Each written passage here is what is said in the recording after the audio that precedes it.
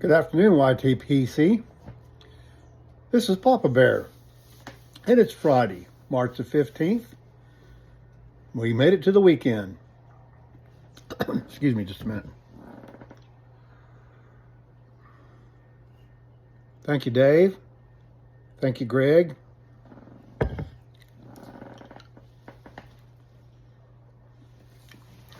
Well, yesterday when I told my scary story for Uncle Willie, that wasn't the only scary story I have.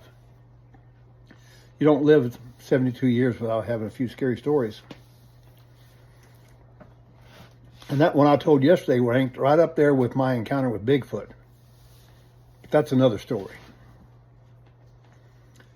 The story I'm going to tell you today has to do with a miracle.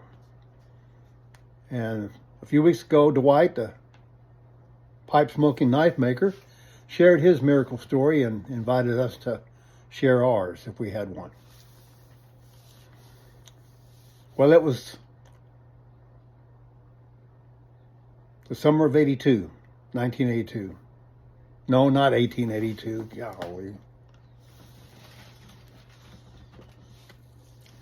1982.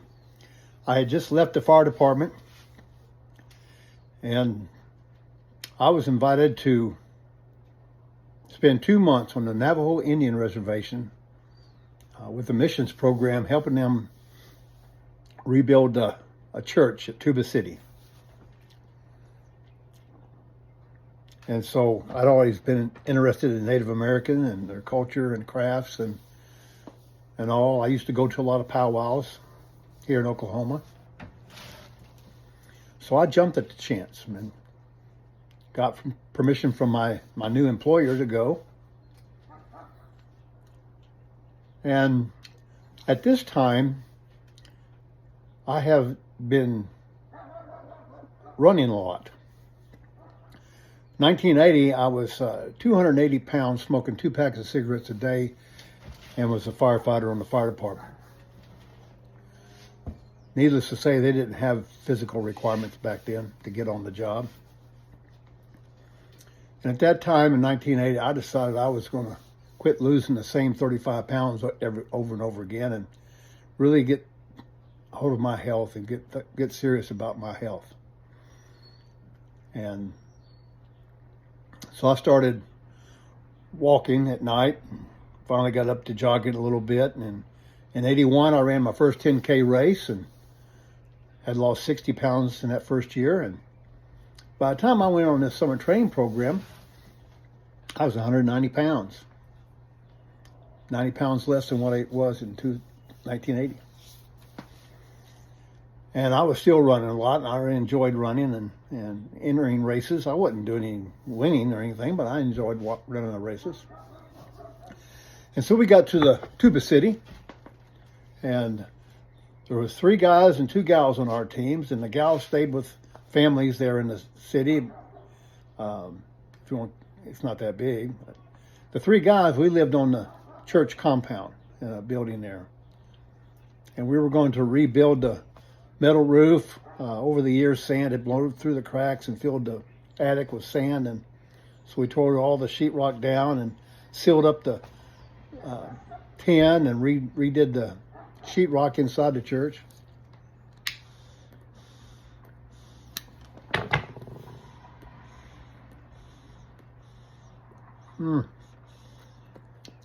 By the way, I'm smoking my Jack Ryan Commission Dublin, straight Dublin, and some American Black Cherry because I like it.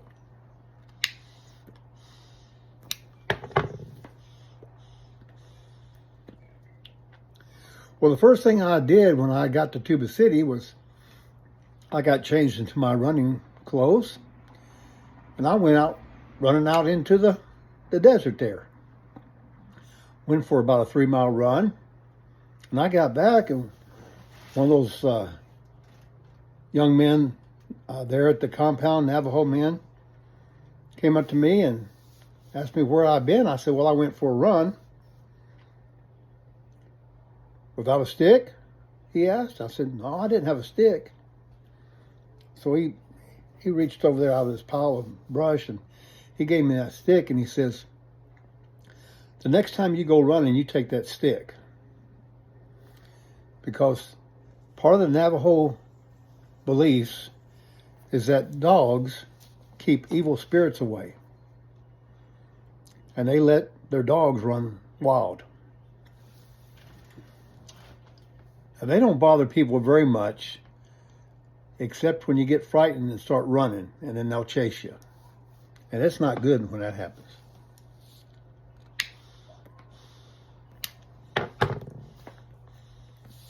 Well, every time I went running, I carried a stick.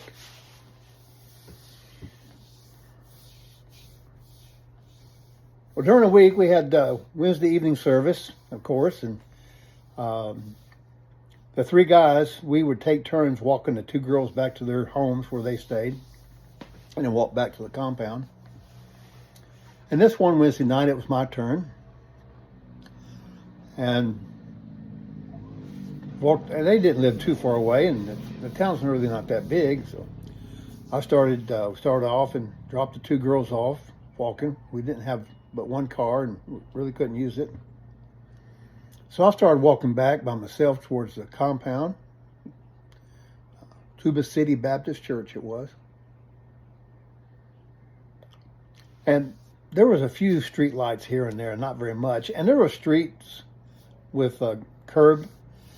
But the Navajo people, they just built their homes wherever they wanted to out there. They drug a trailer in over here or built a hogan over here. They really didn't have a lot of organization of where they put their homes.